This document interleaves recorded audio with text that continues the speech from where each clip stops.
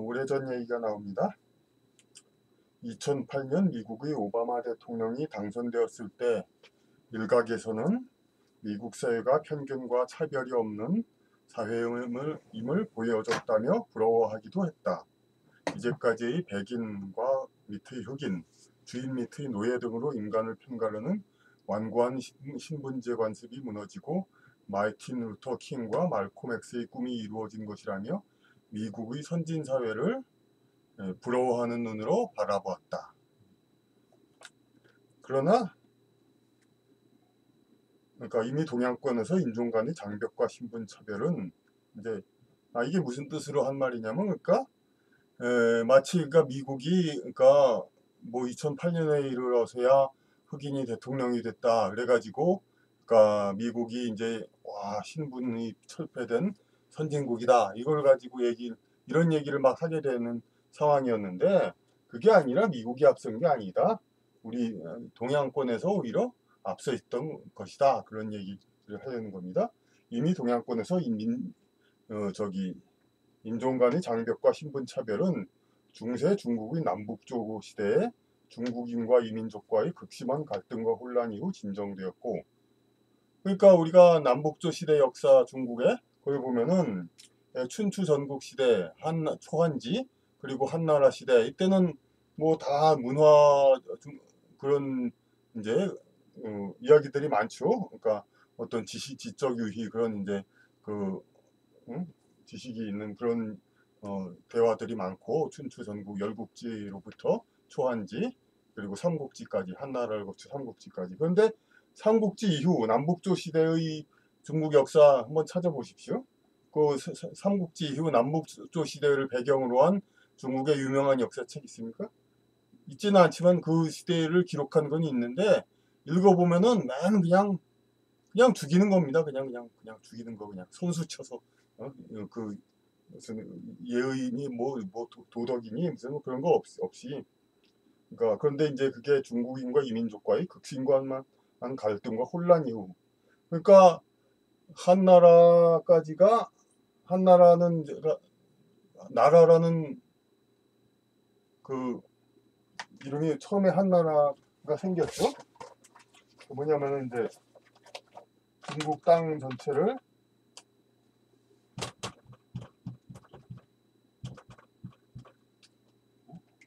한나라가 생겼는데 한나라가 생기기 전까지도 춘추 전국 시대 막 그러면서 여러 가지 그냥 족속들이 있죠.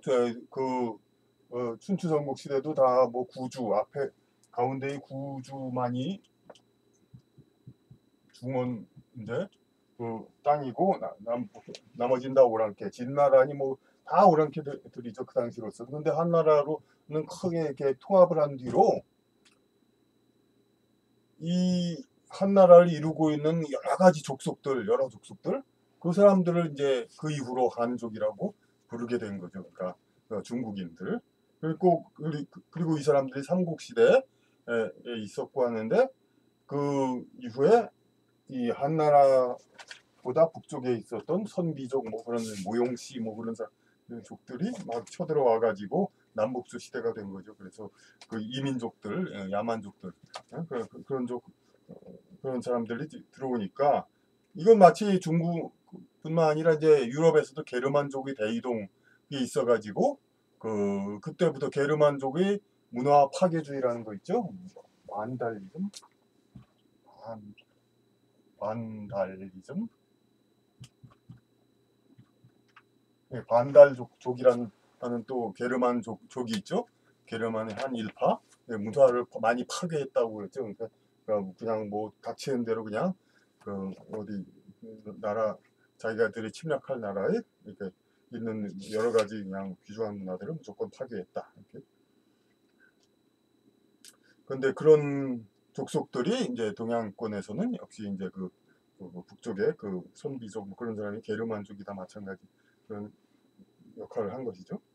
종족에 따른 신분제를 근세까지 완고히 지켜오던 한반도에서도 갑오경장 이후 철폐되었다. 이 주장이 또 특이하죠. 종족에 따른 신분제. 그러니까 조선 때 그 양반, 성민, 백정 뭐 이렇게 있었는데 이게 혈통별로 이렇게 신분을 차별했죠. 그랬다는 건 결국 그들의 뿌리가 다르다는 얘기입니다. 그러니까 괜히 뭐 족속에 따라 세습 차별하는 게 아닙니다. 그러니까 근세까지 완고히 지켜오던, 그러니까 우리나라도 이제 종족에 따른 차별 그거를 늦게까지 하다가 한반도에서도 가보경장 이후 철폐되었다. 가보경장 때 그게 없어졌다고 그런 거죠. 다만 인간의 업보는 지울 수 없는 것이기에 과거의 원한이 얽혀 이후로도 갈등은 계속 일어났다. 그렇죠. 신분제도가 철폐되었어도 과거의 양반이었던 사람이 상민을 괴롭혔는데 그 사람들 각각의 후생이 다시 태어났을 때 그 업을 도로 갚아야 되니까 그런 것은 계속 나타나죠. 현상은. 일각에서는 지금까지 백인에 눌려서 흑인들이 무능한 것처럼 알려졌지만 공부의 기회가 주어지니 백인을 앞지른다 하여 흑인들은 앞지른다 하며 흑인들은 연예, 체육 등의 문화에서 이미 백인을 앞지른 지 오래됐고 정치만 뒤처져 있었지만 이제는 정치도 흑인이 앞서갈 것이라고 하기도 했다. 이렇게 이런 식으로 하는 건 좀 그러니까 현재의 흑인들을 가지고 그러니까 아까도 얘기했듯이 그런 이제 먼저 양반 상민이라든지 이런 신분 차별로 과거에 이렇게 원한이 쌓였는데 그게 이어진다는 것은 결국 후생에도 계속 이어진다는 얘기인데 여기서 아까 방금 읽은 그거는 그냥 이제 백인하고 흑인 있을 때 현재의 흑인들을 가지고 그러는 거죠. 근데 흑인들이 그럼 100년 전에도 노예로서 차별받았다. 그때 살았던 흑인들 지금 살아있는 사람 아무도 없는데 무슨 지금 흑인하고 무슨 상관이에요? 근데 아무래도 이제 어떤 영적인 그 아프리카에서부터 시작해서 뭔가 좀 연관성이 있기 때문에 대체적으로는 이제 좀 반복해서 태어나는 그런 면도 약간은 있긴 있어요. 하지만은 같은 미국 땅에서의 그게 있기 때문에 우리가 이제 마이클 뉴턴, 브라이언 와이스 그런 분들의 그 전생 걸 보면은 상당히 왔다 갔다 태어나는 경우도 많이 있습니다. 백인, 흑인, 심지어 인디언까지도 오히려 같은 미국 땅이니까. 그런데 이제 그러니까 오히려 그 전생에 노예였다가 주인이었다가 이게 노예였는데 다시 이 사람이 이렇게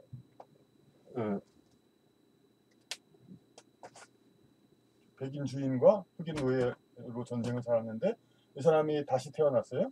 그러면 오히려 그러면 이 사람한테 업을 갚아야죠. 자기 당한 거.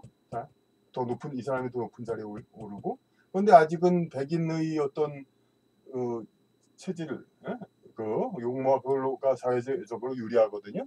그러니까 그러면 어떻게 될 가능성이 많냐면 전생에 흑인이었던 사람이 전생에 백인으로 태어나서 전생에 주인이었던 현재는 흑인으로 태어나는 사람을 이제 돈과 사회적 지위로 누르는 그런 경우가 오히려 그런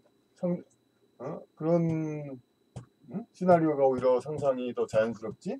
전생에 흑인이었다고 뭐 계속 흑인이고 백인이었다고 계속 백인이고 그래서 흑인의 어떤 신체 존재로서 백인을 억누르고 그런 거는 현재로 돼 있지가 않습니다. 그러니까 자연스럽지가 않죠. 왜냐하면 그 사회 제도 그거는 그러니까 사회의 성향 그거는 계속해서 이 사람들이 어떻게 조금 더 유리한 상황으로 계속 지내오고 있는데 과거에 이렇게 눌렸던 사람은 오히려 이렇게 태어날 가능성이 있죠. 그러니까 그게 참 어폐가 있는 거죠. 이제 저기 윤회의 환생을 고려하지 않으면서 그러니까 한 사람의 일생을 건너뛰는 그러니까 100년, 2, 300년 전까지 다 그 업까지 다 받아내려는 사람들, 그것까지 그런 사람들은 이게 상당히 모순이 되는 거죠. 이쪽 집단과 이쪽 집단의 영혼이 계속 이어지는 것도 아닌데 마찬가지로 나라 사이에도 다 그런 거가 됩니다. 지금 이제 저희가 이제 다른 지금 와서 그러니까 일본의 침략 그때의 뭐 당한 피해를 일본은 사과하는데 그게 한 1, 20년 전이면 당연히 그래야죠. 근데 70년이 더 넘게 지났습니다. 보통 사람으로서는 다 그때 있던 사람들은 다 지금 살아있지 않습니다. 그럼 뭐냐면은 그때 일본이 가해자라면은 가해자 그래서 피해를 받은 사람이 한국인이고, 그런데 지금은 그게 가해를 돌려주기 위해서 태어난 사람들도 많은데, 그걸 반드시 그 과거에 피해를 받았던 한국인이 그대로 한국인으로서 다시 일본인한테 그걸 갚기 위해서 그렇게 돼 있냐? 그게 아니죠. 왜냐하면 인간 사회는 시스템은 계속 이어지기 때문에 영혼이 어떻게 되더라도 일본이라는 집단은 계속해서 한국에 비해 선진국과 좀, 그러니까 어떤 경제적으로 우월한 상황에 있는데, 그런데 그 전생에 일본인에게, 그러니까 수모를 당한 한국인이 현생에 다시 그걸 갚을 때는 반드시 한국인의 신분으로 일본에게 그걸 갚기는 오히려 더 힘들죠. 아직도 한국이란 시스템은 더, 그러니까 물자 모든 그런 면에서 좀 딸리니까 오히려 일본인의 입장에서 한국인을 그러니까 내리누르는 거, 이게 더 쉬울 수도 있죠. 그러니까 오히려, 그러니까 전생의 한국인이 일본인으로 태어나고 전생의 일본인이 한국인으로 태어나고 그렇게 해서 업을 갚는 게 오히려 더 쉬운 설정이 되죠. 더 잘 나올 수 있는. 그러나 어느 종족의 우열을 논하는 것은 부질없는 것이고 중요한 것은 시대의 운세이다. 그러니까 시대에 따라서 운세가 달라진다. 그런 거는, 그러니까 어느 족속들이 있지만 족속이 유전자 그 혈연으로 계속 이어지긴 하지만은 그 시대에 따라 운세가 달라지는 거는 그 족속에 태어나는 영혼들이 얼마나 능력 있고, 또 능력만 있을 뿐만 아니라 운을 타고난 영혼들이 그 족속으로 태어나느냐, 그걸로 인해서 그 족속이 흥하느냐, 이게 되는 거죠. 중국에서도 과거에는 한족이 문화민족이고 주변 민족은 미개한 오랑캐들이었지만, 그렇죠. 그 아까 남북조 시대에 그 아주 미개한 선비족 그런 사람들이 완전히 그냥 쳐들어가지고 이렇게 이런 혼란이 있었고 중국인은 멸시를 했죠. 근데 중세 이후 몽고족과 근세의 만주족이 중국을 지배한 바 있다. 그러니까 아까처럼 이제 중국에서 이 몽고인이 만족을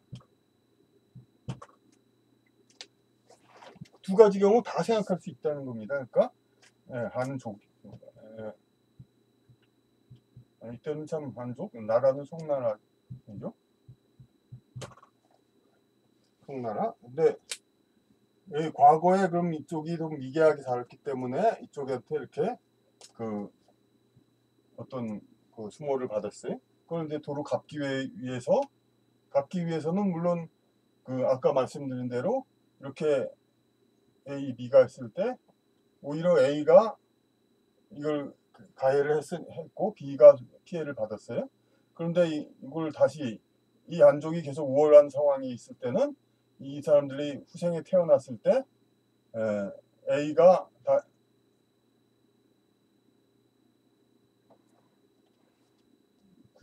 A가 B한테 가해를 했어요. 그러면은 그 B가 다시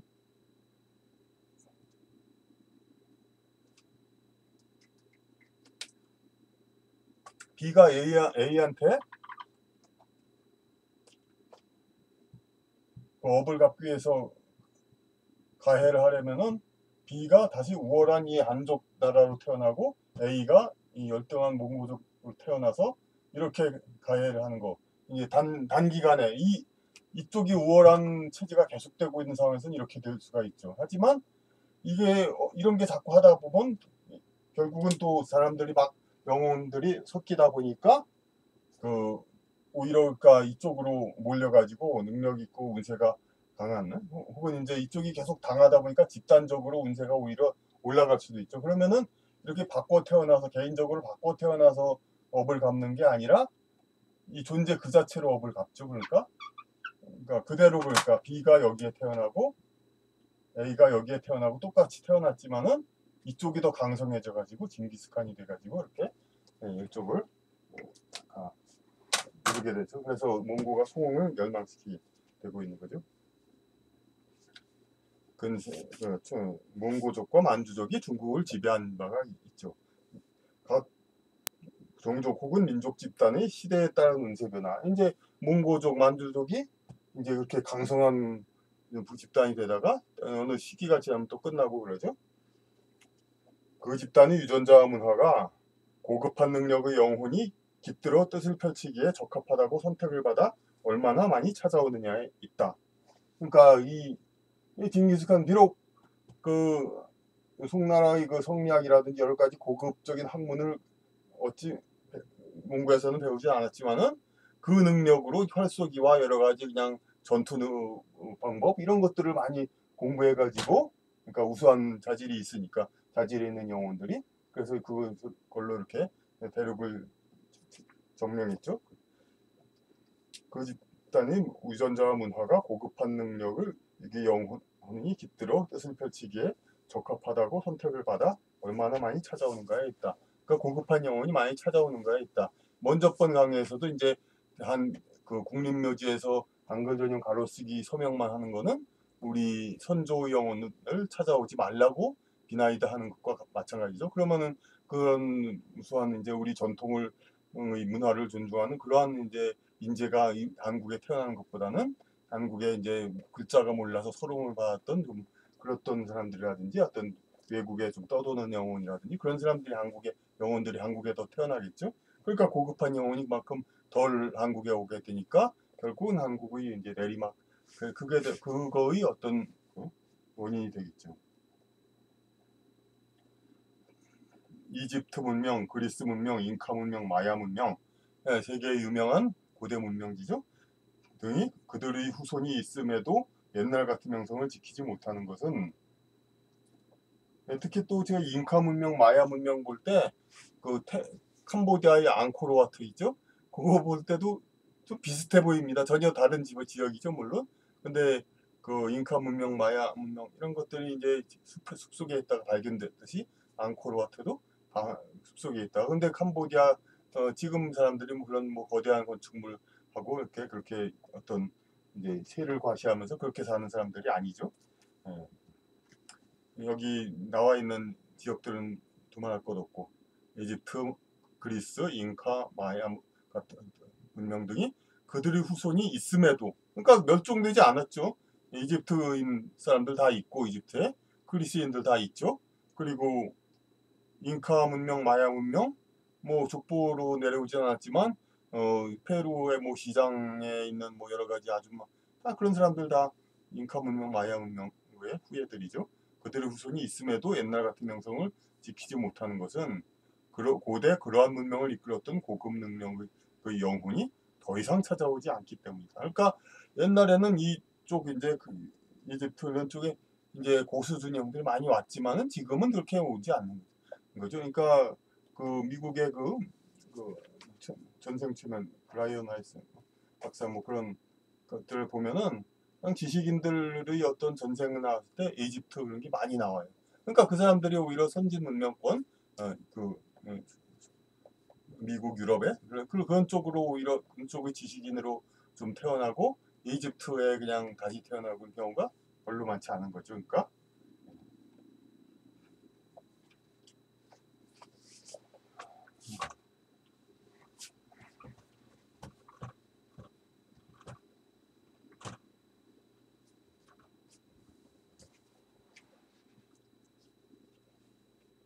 그러니까 이렇게 그 어떤 민족의 혈족으로 내려온 게가 아니라 그런 이제 영혼들이 어떻게 그 지도급 영혼들이 어느 민족으로 어느 쪽으로 쏠려서 나가느냐에 따라서 그 민족 그 집단의 어떤 그 운세와 그런 것이 이제 정해지고 그렇다는 얘기가 되겠습니다.